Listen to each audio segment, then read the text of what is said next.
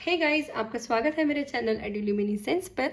आज की वीडियो में हम बात करने वाले हैं लोकल एनेस्थेटिक्स की। इसके पहले काफ़ी पहले मैंने वीडियोस बनाई थी जो केमिस्ट्री पर बेस्ड थी।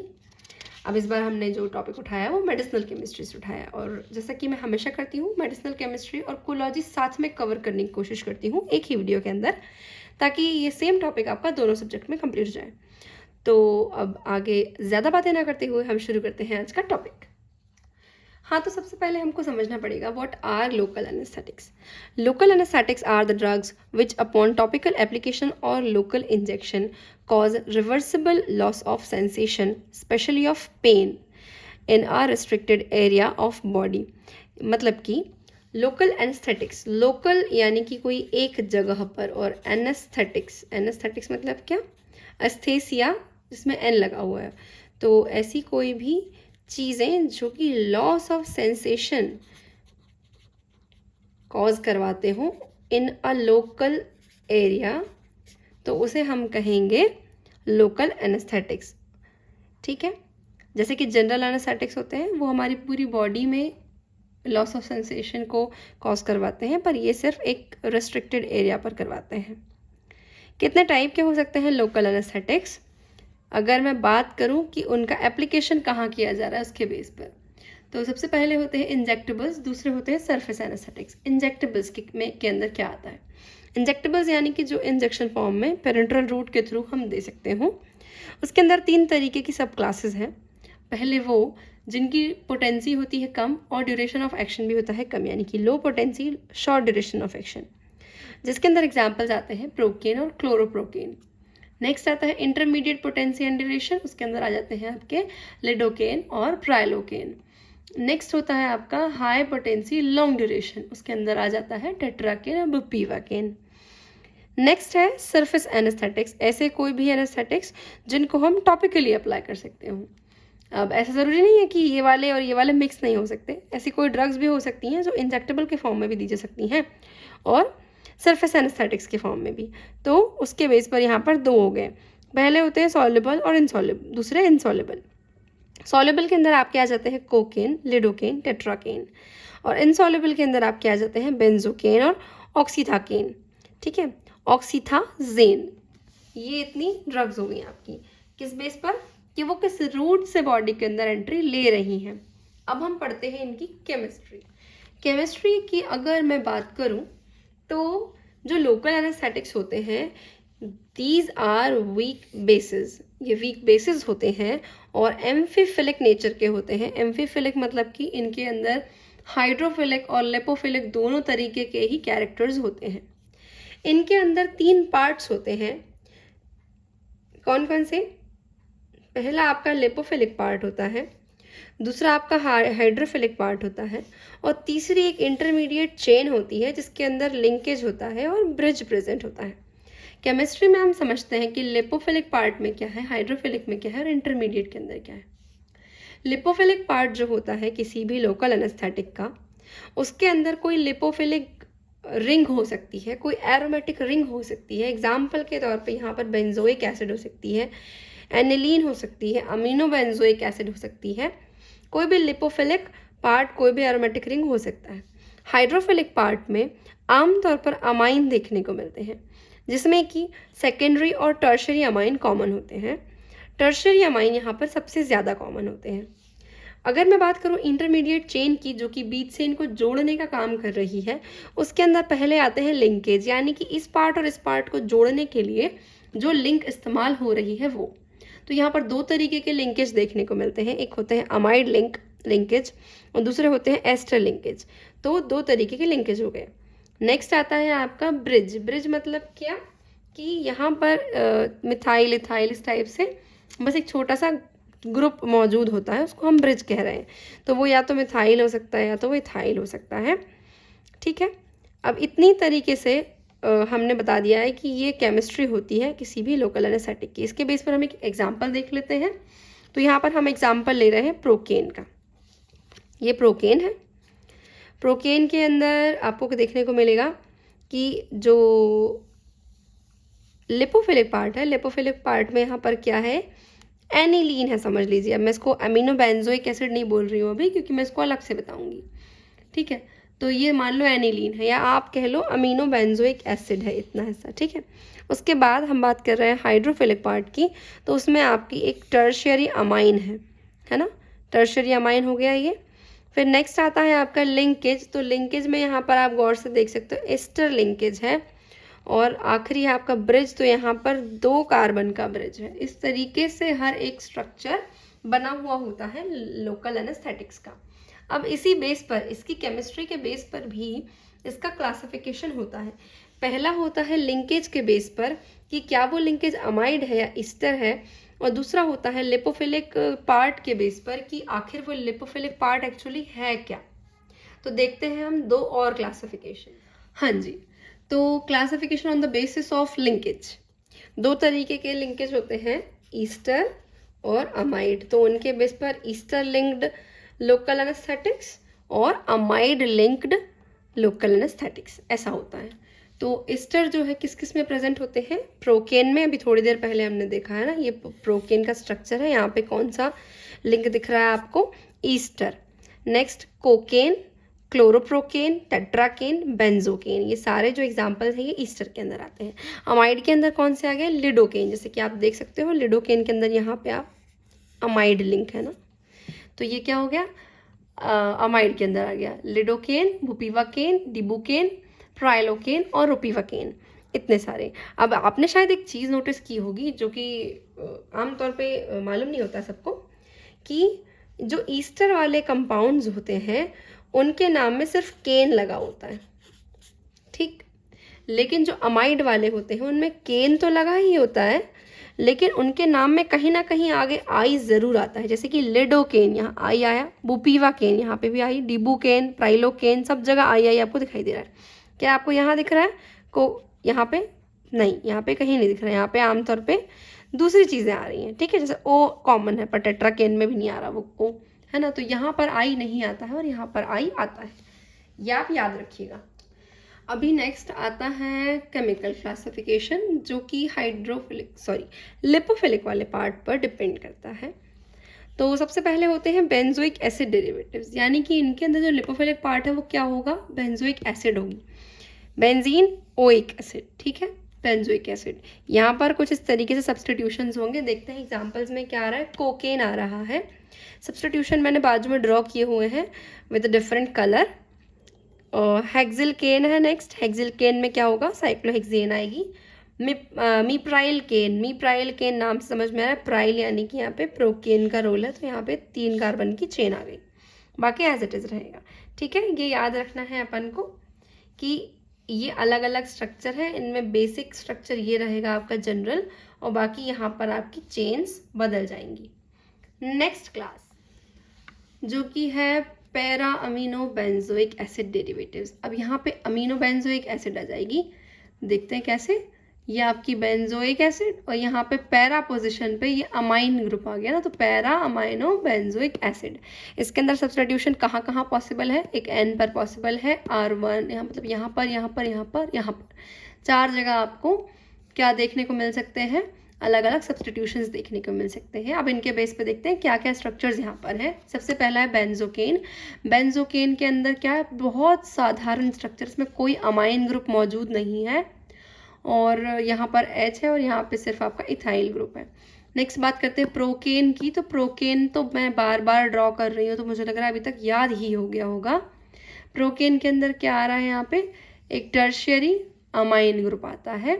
नेक्स्ट है टेट्राकेन। टेट्राकेन जैसा कि उसका नाम है कि उसके अंदर कुछ 4 कार्बन यूज होने वाले हैं, तो जहाँ पर यहाँ H इस्तेमाल हो रहा है वहाँ पर यहाँ एक ब्यूटाइल चेन इस्तेमाल होगी, तो हो जाएगा टेट्राकेन। नेक्स्ट आता है ब्यूटाकेन, है ना। ब्यूटा, यहाँ पे ये टेट्रा है और ब्यूटा मतलब क्या, जो आपका आखिरी वाला पोर्शन है ना, जहाँ पे यहाँ इथाइल मौजूद थे, यहाँ पर आपका ब्यूटाइल, 2 ब्यूटाइल ग्रुप मौजूद होंगे, तो इसलिए इसका नाम हो जाएगा ब्यूटाकेन। ईजी है इनके स्ट्रक्चर्स।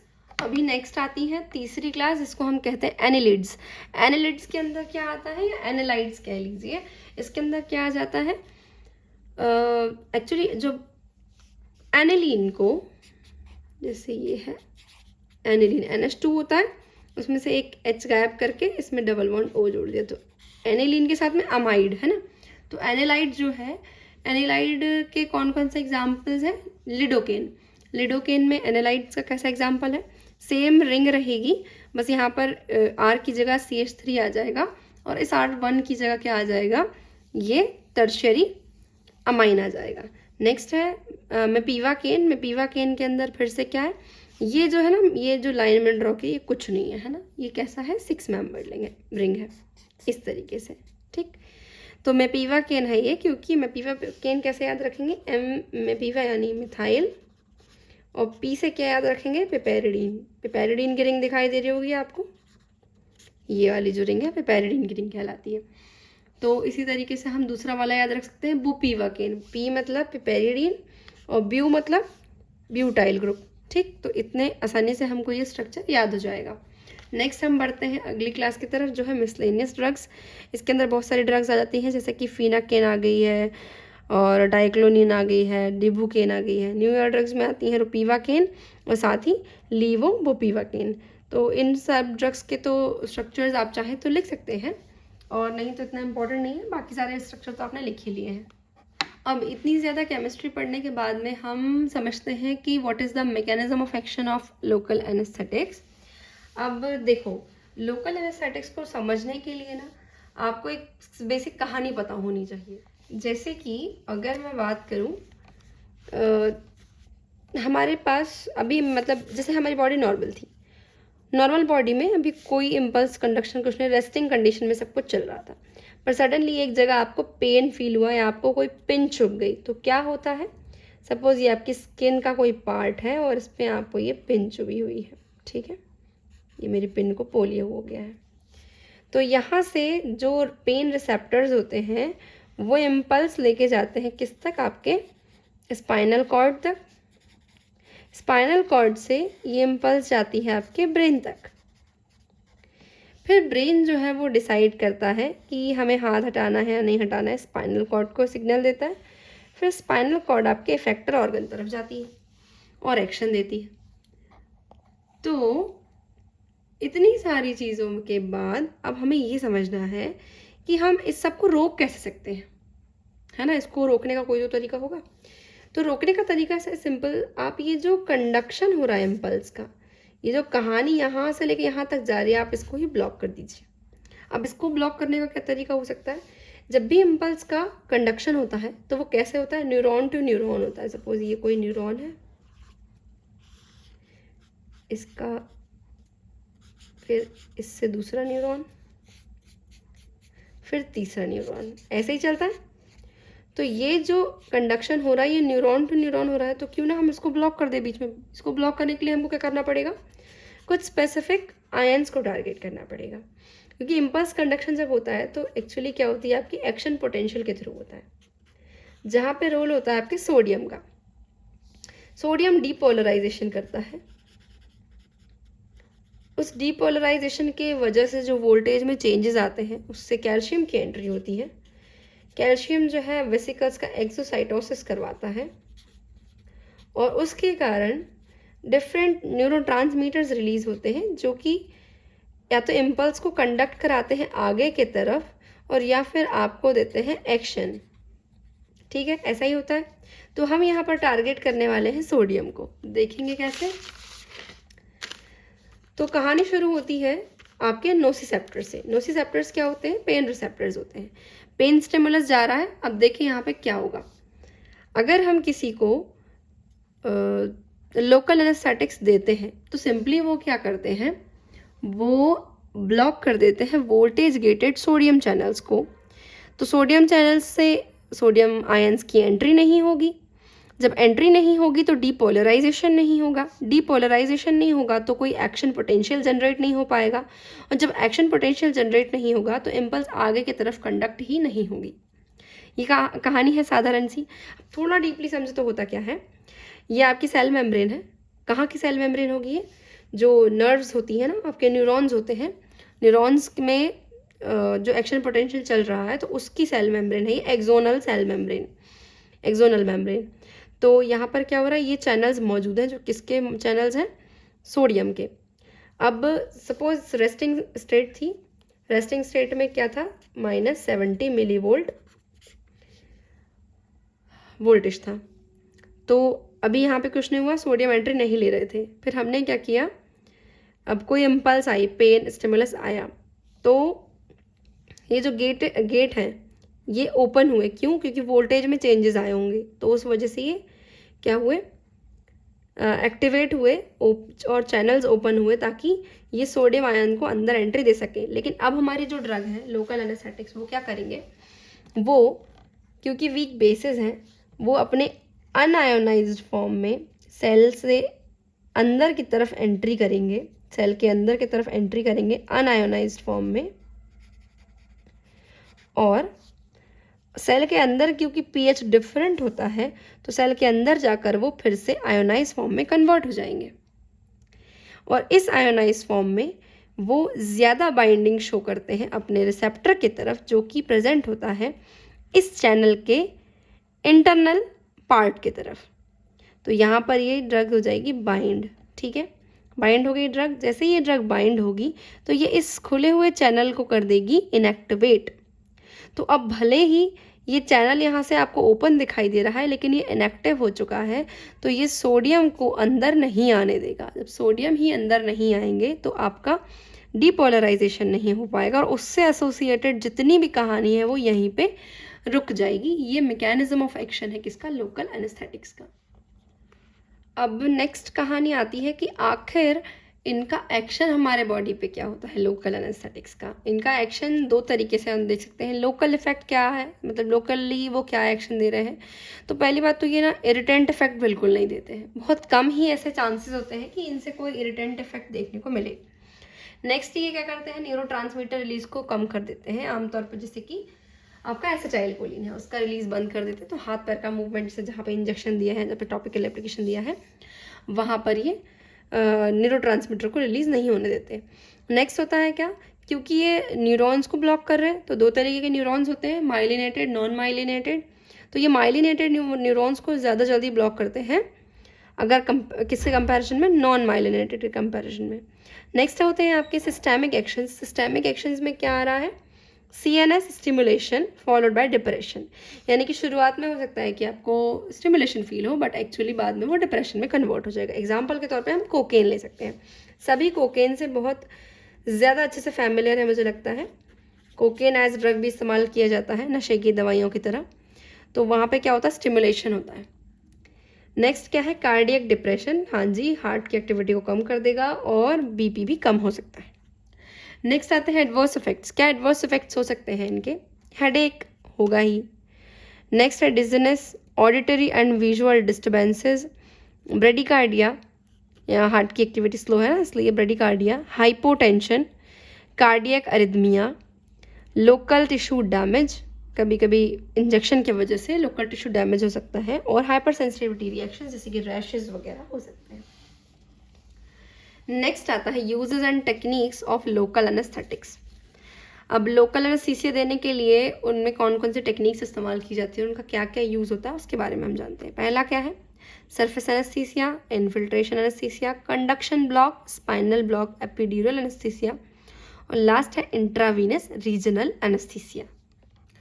सरफेस एनेस्थीसिया का मतलब हुआ जो हम टॉपिकली अप्लाई करते हैं एज स्प्रे और क्रीम, तब उस केस को हम सरफेस एनेस्थीसिया बोलते हैं।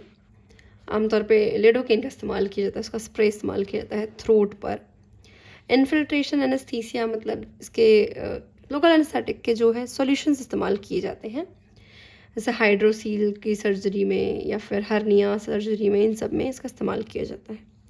कंडक्शन ब्लॉक यानी कि एक पूरा नर्व ट्रंक को टारगेट किया जाता है जिसकी सप्लाई हो रही हो किसी स्पेसिफिक पार्ट पर, तो पूरी ही सप्लाई रोक दी जाती है। कुछ स्पेसिफिक सर्जरीज में इसका इस्तेमाल होता है जहाँ पे आपको थोड़ा लंबा काम करना पड़ता हो। स्पाइनल ब्लॉक मतलब क्या है, यहाँ पर स्पाइनल कॉर्ड में आपको इंजेक्शन देना होता है। स्पाइनल कॉर्ड में L2-3 के बीच में या 3-4 के बीच में जो आपका सब एरेक्नॉइड स्पेस है वहाँ पर ये इंजेक्शन दिया जाता है। नेक्स्ट है एपिड्यूरल एनेस्थीसिया, ये भी स्पाइनल ड्यूरल स्पेस जो होता है वहाँ पे दिया जाएगा, और फिर इसके बाद आता है इंट्रावीनस, ये स्पेसिफिक वेन्स में दिया जाने वाला, लिम्स किसी स्पेसिफिक लिम्ब के वेन्स में दिया जाने वाला एनेस्थीसिया है। और लास्ट है मतलब वही इंट्रावीनस रीजनल एनेस्थीसिया, एक स्पेसिफिक वेन के अंदर एक स्पेसिफिक रीजन में दिया जा रहा हो ताकि सिर्फ उसी को टारगेट किया जा सके। तो ये सारे हो गए uses and techniques of local anaesthesia. Last चीज़ जो हमारे पास बचती है थोड़ी सी केमिस्ट्री से, वो है इसका SAR, स्ट्रक्चर एक्टिविटी रिलेशनशिप। जैसा कि मैंने बताया कि कोई भी लोकल एनेस्थेटिक के अंदर 3 पार्ट्स होते हैं, लिपोफिलिक पार्ट, हाइड्रोफिलिक पार्ट और इंटरमीडिएट चेन।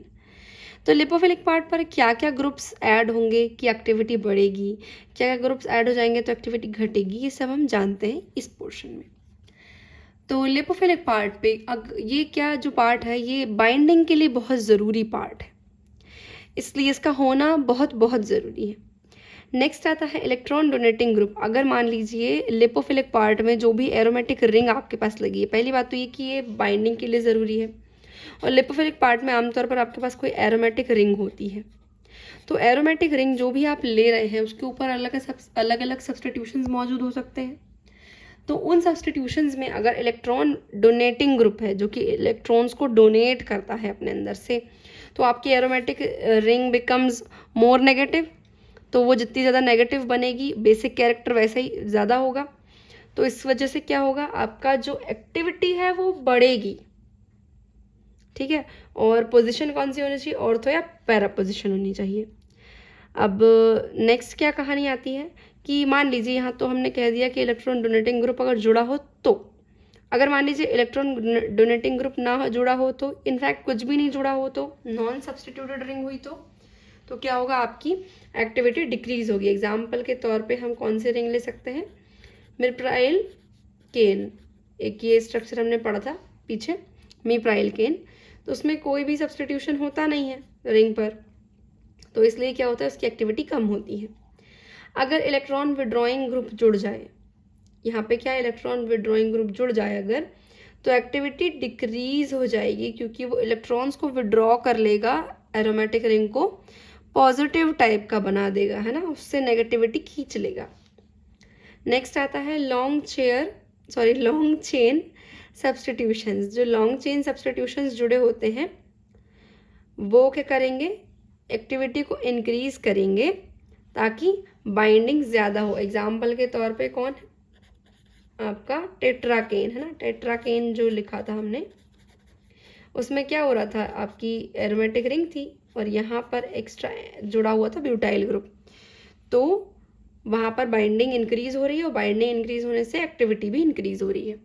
लास्ट आता है ऑर्थो डाइमेथाइल सब्स्टिट्यूशन, यानी कि लिडोकेन, शायद आपको याद हो तो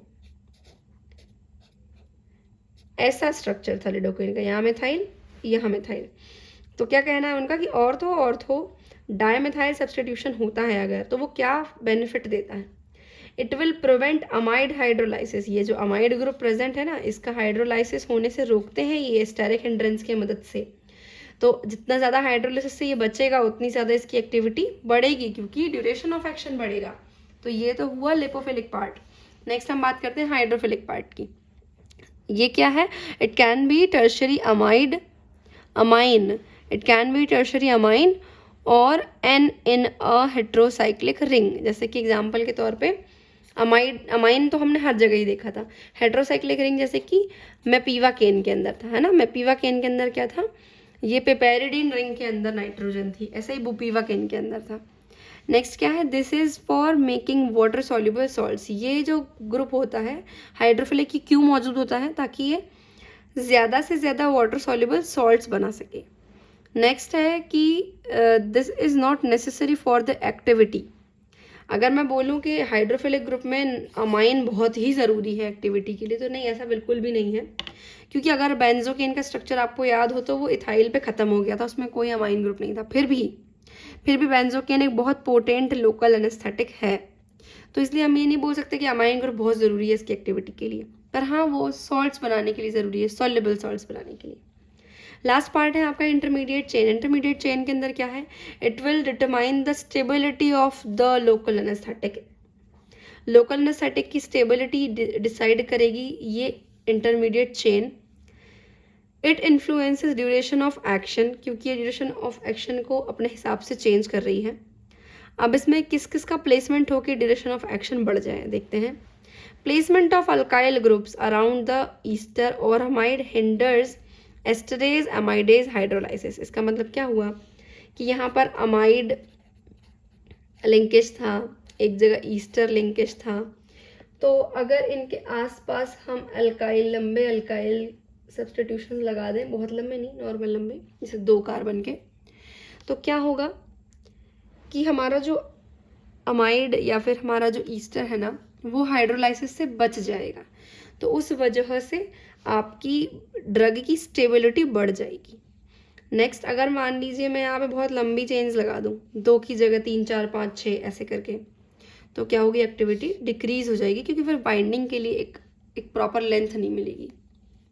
तो ये था आज का वीडियो। अगर आपको आज का वीडियो पसंद आया हो तो प्लीज़ इसको लाइक कर दीजिएगा, फ्रेंड्स के साथ शेयर बिल्कुल करना मत भूलिएगा, और अगर ऐसी ही अच्छी वीडियोस देखनी हो तो मेरे चैनल को सब्सक्राइब करना बिल्कुल मत भूलिएगा। Thanks for watching.